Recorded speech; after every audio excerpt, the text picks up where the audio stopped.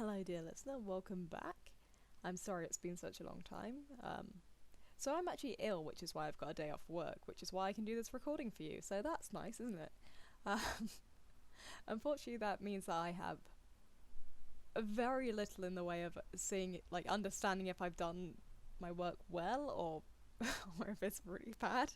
So I'm probably going to review this later and after I get better and just maybe have to redo it all. Who knows? But hopefully you guys will enjoy this, and if not, uh, shout at me in the comments to do a better job or something. I'm trying my best. I'm also really excited that they're starting to publish the new novels. I say new novels. The original novels, I think they're getting translated again in English by a different translator, which can affect tone and things. Apparently the Terry Pratchett books just have adverts in the middle of them in Germany, just for baked beans and things. Translating media is weird. Anyway, sit back, relax, and enjoy this grand old tale of ours. You are listening to Slayers the Ruby Eyes, Chapter 3, Part 3. He was having fun now, enunciating every insult he could think of, as though the words tasted sweet on his tongue. Flat-chested runt bitch, who's a narcissist. He went on and on. You're shrewd. Your eyes are too big for your head and it makes you look funny. This is rich coming from him. If I didn't have this tablecloth shoved in my fucking mouth, this asshole would have been roasted to perfection. I mean, what's not to insult? For a start, he's got an ego so fragile that it makes tissue paper look like titanium.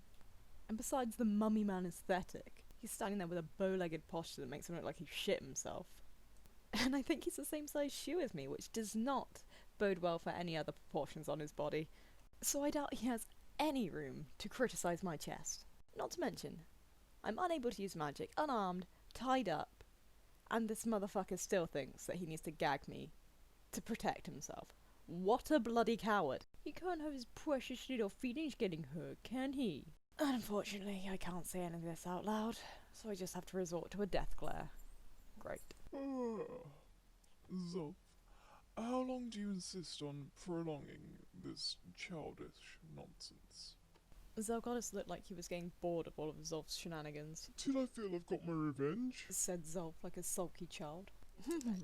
His revenge will pale in comparison to what my revenge will be for his revenge. This utter humiliation deserves nothing more than the finest treatment from Lena Inverse. He'll be pledging his soul to every demon within screaming rage to end his suffering. The Mazoku will turn their heads in disgust at the pain I am inflicting upon him. He will die an agonizing death. He will die broken and alone like the insignificant insect that he is. Look at you struggle. How does it feel to be helpless? One day I'll feed you those words. Eventually, Zolf wore himself out, and he and the others went off to make food arrangements for the night. The sun made its way over the horizon, the little light that was left, reflected in a single orange beam through the stained glass window. Then that light faded, and cloaked me in darkness. My wrists hurt, my jaw ached, and I was very, very tired. Despite the discomfort, I managed to fall asleep. I don't know for how long. I woke with a start as somebody entered the room. Be quiet. Zelgoddus whispered. Why would Zelgoddus be sneaking around like this? Wasn't he supposed to be the one in charge around here? He didn't seem all that keen on treating me badly earlier. So, why would he do so now? That fall had hurt. I scrambled to remove the gag from my mouth. Here's your sword and cloak. Ugh. Wait, I don't understand. You don't need to understand. Now, do you want to escape or not? I nodded and took my gear. Right, stay silent and follow me. My mind was racing. It occurred to me this might be a trap. But even a trap's better than being strung up by the ceiling at the mercy of Zolf. This way. He led me through the crumbling masonry, through ancient winding corridors. Eventually we made it outside into the moonlight. It illuminated dilapidated sculptures, and the stone path leading from the church to the woods. Quickly now, we're almost free. No, wait. I hesitated. This all seemed a little too convenient. I was a firm believer in the adage. If it sounds too good to be true, it probably is. I know you have no reason to trust me, but we need to leave now. It might have been something in his tone, or the desperation in his eyes, but something convinced me. Fine. We turned to continue on, when... Wait, is that... Something crimson emerged from the darkness to block our path. Rezo! Zelgoddess spat. The red priest stood before us. And what exactly do you think you're doing, Zelgoddess? You are normally such an obedient child, but this act is, quite frankly, treasonous. Then count me as a traitor. I can't do this anymore. Zelgoddess yelled. His voice was desperate and he was practically shaking with fear. Well, is that so? I am very sorry to hear that. You were turning against me. Have you forgotten that I made you? That I blessed you with power? I never thought you would be so ungrateful. I can see you guys are busy, so I'll just be... Blessed me with power? You made me into this. Any fear that he had previously felt had transformed into rage. I admit I wanted to be stronger, but I never asked to be made into a chimera, a monstrous freak. I never asked for this! Oh, Goddess, you have a lot of maturing to do. To get anything you want, you must be prepared to make sacrifices. And your physical form is such a small sacrifice to make. I merely gave you what you asked for in the most direct route possible. If you had something else in mind, you should have been more specific. In any case, I won't tolerate impudence. This ends here. If this is how things are going to be... Hey, wait, what?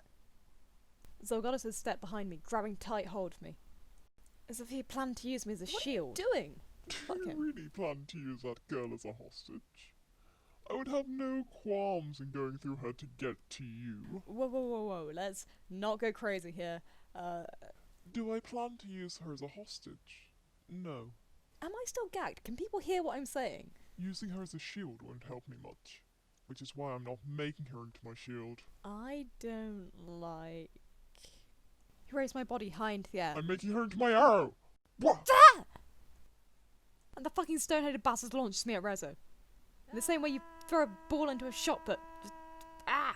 However, to be fair, even as I was flying through the air towards certain injury, I had to hand it to him. It was a pretty impressive strategy.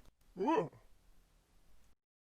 Rezo was surprised, of course, but managed to sidestep the assault, which left the projectile speedily heading towards a tree, face first. The projectile being me.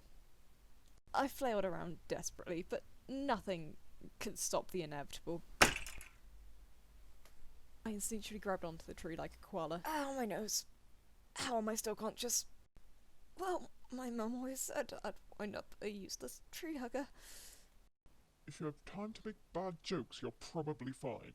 Wait, how did you catch up with me? Maybe you do have a concussion. Let's just keep moving. Just then, several fireballs detonated No behind time. us. Zelgoddess snatched me down from the tree and threw me over his shoulder like a bag of rice, and began sprinting. Why is everyone treating me like I'm an inanimate object today?